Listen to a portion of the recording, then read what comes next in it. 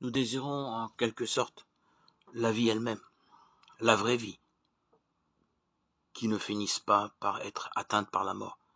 Mais en même temps, nous ne connaissons pas ce vers quoi nous nous sentons pousser.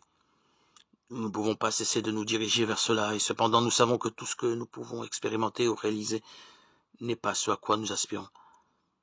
Cette chose inconnue est la véritable espérance qui nous pousse, et le fait qu'elle soit ignorée est en même temps la cause de toutes les désespérances, comme aussi de tous les élans positifs ou destructeurs vers un monde authentique et vers l'homme authentique.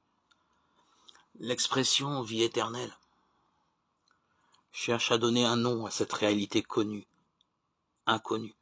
Il s'agit nécessairement d'une expression insuffisante qui crée la confusion.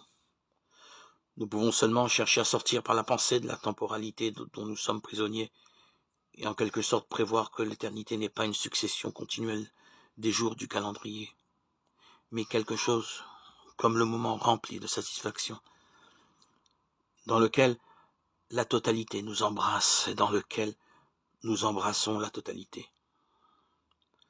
Nous pouvons seulement chercher à penser que ce moment est la vie au sens plénier, une immersion toujours nouvelle dans l'immensité de l'être, tandis que nous sommes simplement comblés de joie.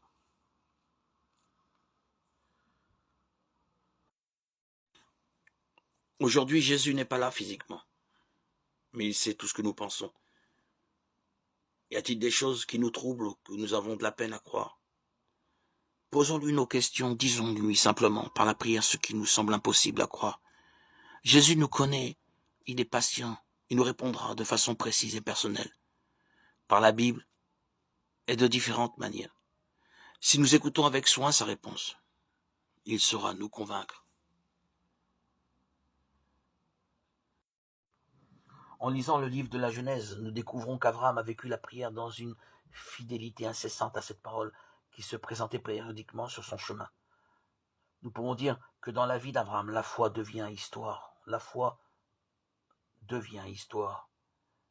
Car Abraham, par sa vie et son exemple, nous enseigne ce chemin, cette route sur laquelle la foi se fait histoire. Dieu n'est plus seulement perçu dans les phénomènes cosmiques comme un Dieu lointain qui peut susciter la terreur. Le Dieu d'Abraham devient mon Dieu, le Dieu de mon histoire personnelle, le Dieu qui guide mes pas, le Dieu qui ne m'abandonne pas, le Dieu de mes jours, le compagnon de mes aventures, le Dieu providence. Avons-nous cette expérience de Dieu? Mon Dieu, le Dieu qui m'accompagne, le Dieu de mon histoire personnelle, le Dieu qui guide mes pas, qui ne m'abandonne pas, le Dieu de mes jours.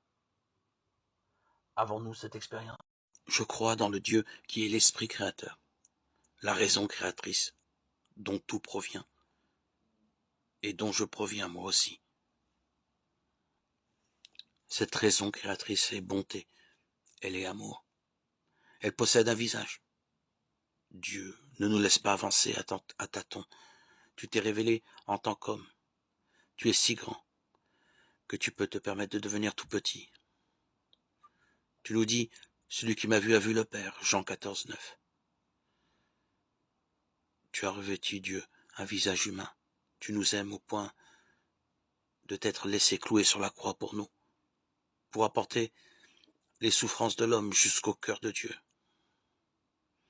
Aujourd'hui, alors que nous connaissons les pathologies et la maladie mortelle de la religion et de la raison, les destructions de l'image de Dieu à cause de la haine et du fanatisme, il est important de dire avec clarté dans quel Dieu nous croyons et de professer de façon convaincue ce visage humain de Dieu.